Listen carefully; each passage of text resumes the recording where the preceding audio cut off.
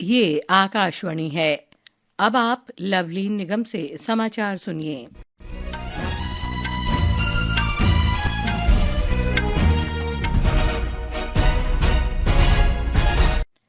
संविधान को अंगीकार किए जाने की आज 75वीं वर्षगांठ है।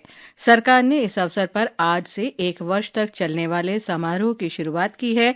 ये समारोह 26 नवंबर 2025 तक देश भर में आयोजित किए जाएंगे। संविधान सभा ने 26 नवंबर 1949 को संविधान को अंगीकार किया था और ये 26 जनवरी 1950 को लागू हुआ था। राष्ट्रपति द्रौपदी मुर्मू ने भारतीय संविधान का उल्लेख एक जीवित और प्रगतिशील दस्तावेज के रूप में किया है। इसके माध्यम से देश ने सामाजिक न्याय और समावेशी विकास के लक्ष्यों को हासिल किया है। संविधान दिवस के अवसर पर नई दिल्ली में संविधान सदन के केंद्रीय कक्ष में आयोजित एक भव्य कार्यक्रम को संबोधित करते हुए राष्ट्रपति मुर्मू ने कहा कि सरकार ने समाज के सभी वर्गों, विशेषकर कमजोर वर्गों के कल्याण के लिए हाल के वर्षों में कई उपाय किए हैं। इस अवसर पर उपराष्ट्रपति जगदीप धनखड़ ने कहा कि यह महत्वपूर्ण दिन देश के संविधान को अंगीकार करने के 75 वर्ष के ऐतिहासिक पड़ाव को चिन्हित करता है।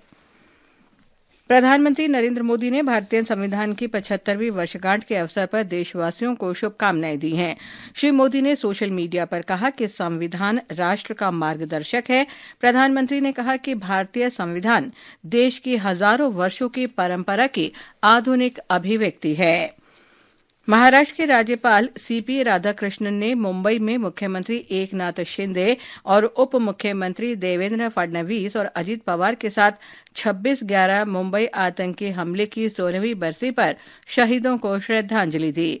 उन्होंने हमले में सर्वोच्च बलिदान देने वाले पुलिस अधिकारियों और जवानों की शहादत को सम्मान देने के लिए पुलिस शहीद स्मारक पर पुष्पांजलि अर्पित की। पुलिस की एक टुकड़ी ने सलामी शस्त्र दिया और बिगुलज लास्ट पोस्ट बजाया। सभी गणमान्य व्यक्तियों, अधिकारियों और शहीदों के परिजनों ने शहीदों को सलामी दी। केंद्र सरकार ने 15 राज्यों के लिए आपदा शमन और क्षमता निर्माण परियोजनाओं के लिए 1115 करोड़ से अधिक रुपए की मंजूरी दी है। केंद्रीय गृह मंत्री अमित शाह की अध्यक्षता में उच्च स्तरीय समिति ने इस कोष को मंजूरी दी है। समिति ने 8 पूर्वोत्तर राज्यों के लिए 378 करोड़ रुपए, उत्तराखंड और हिमाचल प्रदेश के लिए 139 करोड़ रुपए, महाराष्ट्र के लिए 100 करोड़ रुपए, कर्नाटक और केरल के लिए 72 करोड़ रुपए और तमिलनाडु तथा पश्चिम बंगाल के लिए 50 करोड़ रुपए की मंजूरी दी है। उच्च स्तरीय समिति ने 115 करोड़ से अधिक रुपए के कुल बजट आवंटन के साथ सभी राज्यों और केंद्र शासित प्रदेशों में नागरिक रक्षा के प्रशिक्षण तथा क्षमता वर्धन के लिए एक अन्य परियोजना की भी मंजूरी दी है। भारतीय अंतर्राष्ट्रीय फिल्म महोत्सव में आर्टिकल 370 फिल्म के निर्देशक आदित्य सुहास जाम्बले ने कहा कि इस महोत्सव में उनका अनुभव बहुत अच्छा रहा है। उन्होंने गोल्डन पिकॉक पुरस्कार जीतने के बारे में भी आशा व्यक्त की। Documentary pillars of progress the epic story of Delhi metro को भी भारतीय पैनोरमा की गैर फीचर फिल्म श्रेणी में प्रदर्शित किया जा रहा है। दिल्ली मेट्रो के संचार के प्रधान कार्यकारी निदेशक अनुज दयाल ने आकाशवाणी से कहा कि डॉक्यूमेंट्री का उद्देश्य कहानी के माध्यम से जटिल इंजीनियरिंग अवधारणाओं को सरलता से समझाना है।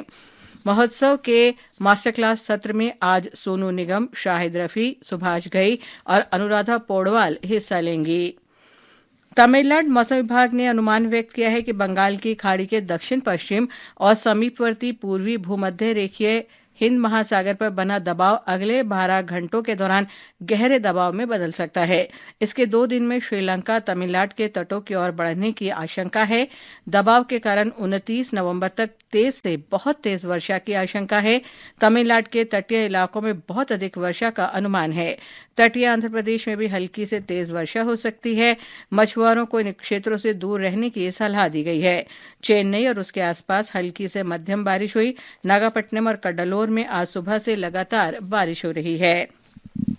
जूनियर हॉकी एशिया कप 2024 प्रतियोगिता की शुरुआत आज से हो रही है।